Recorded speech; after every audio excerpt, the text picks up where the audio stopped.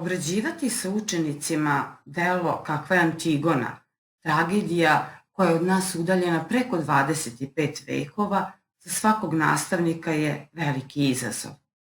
Ovoga puta izazov je bio još veći, zbog nemogućnosti da sa njima komuniciram licem u lice, kako smo navikli u učionici, već posredstvom različitih web alata i platformi. Već godinama u radu sa učenicima koristim platformu za učenje Moodle kao dopunu nastave u učionici. Postavljam im različite nastavne materijale i aktivnosti. U vanrednim okolnostima u kojima smo se iznenada našli, Moodle je postao naša jedina učionica. Aktivnosti za učenike organizovala sam po temama na nedeljnom nivou i svaka sedmica imala je svoju najavu u obliku podcasta. Audio zapise sam postavljala na jedan podcasting servis i zatim ih embedovala na Moodle. Ono što sam naučila koristeći ovaj alat je da je veoma važno, pošto je asinhrona komunikacija u pitanju, način na koji obličavamo poruke za učenike. Trudila sam se da informacije koje im dajem budu kratke, jednostavne i motivišuće. Kao uvod u obradu Antigone, na Moodle sam postavila i lekciju o antičkoj drami, koja je relativno kratka. Traje 8 minuta. Snimila sam je ranije u virtualnom svetu Second Life na lokaciji koja je namenjena izučavanju antike i postavila na YouTube. I to je dobro kod online učenja, što možete da koristite materijale koje ste ranije kreirali. Nakon toga su učenici radili online kviz u programu Kahoot. Kahoot smo koristili i ranije za utvrđivanje gradiva i to su za njih bili oni uzbudljivi trenuci kada su mogli da koriste svoje mobilne na času.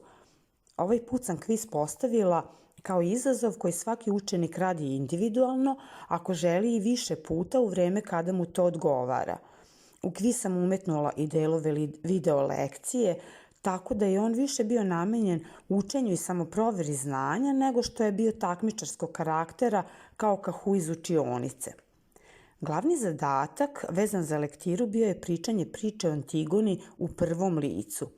Pred sam zadatak organizovala sam web konferenciju pomoću Google Meeta na kojoj su učenici prezentovali svoje istraživačke radove na temu antičke drame i Sofoklove Antigone.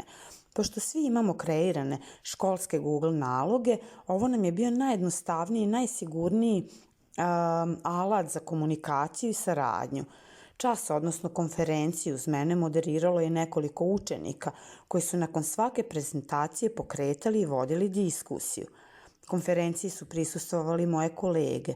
Želela sam da sa njima podelim ovo iskustvo i ohrabrim ih da se odvaže na ovakav način komunikacije sa učenicima.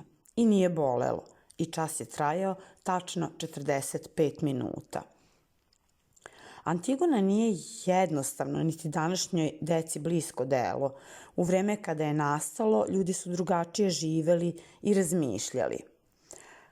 I pored toga, pitanja kojim se ova drama bavi i danas su aktuelna. Zbog toga sam želela da ovo veliko delo svetske književnosti približim svojim učenicima na što neposredniji način, da im omogućim da ga dožive kroz tehniku pričanja priče o događajima u Antigoni iz perspektive različitih aktera ove drame, ali i antičkog gledaoca i savremenog čitaoca.